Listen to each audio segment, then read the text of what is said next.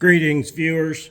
Thanks for joining me out in the garage for just a minute today. I want to talk to you about installing a speedy sleeve, or a sleeve and seal, or a sealing sleeve.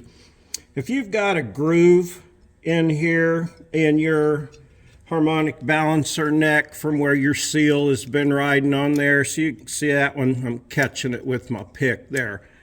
That will cause your seal to leak, much like this one was. I ordered a front cover kit with the speedy sleeve included.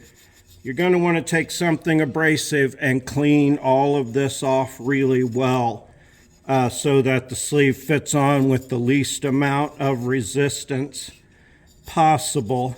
It doesn't take much, just a little burned oil residue on there. Now, of course, this sleeve is very thin. It comes with some red Loctite. You'll want to put a little bead of the Loctite around the neck here. I like to put it right at the beginning. Just kind of go all the way around real thin with it. If you don't have enough, you can spread it, but hope you can see that. Yeah, see, that's going all the way around there. You want it to stay. You can wipe off the excess. Set that down on a nice flat level surface. Give that a nice flat level surface. Use a soft block of wood if it makes you feel better. It doesn't take much. You kind of see it's just going down on there.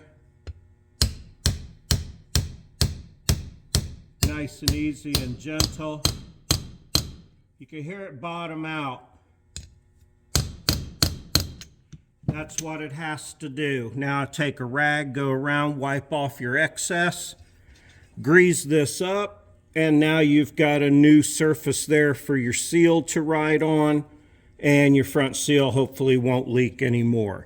So that's how to install a speedy sleeve, or a sleeve seal, or as Felpro calls it, their sleeve and seal. So I appreciate you. Like, subscribe, comment, watch some more of my videos. Couldn't do it without you. Super appreciate you. Have a great day.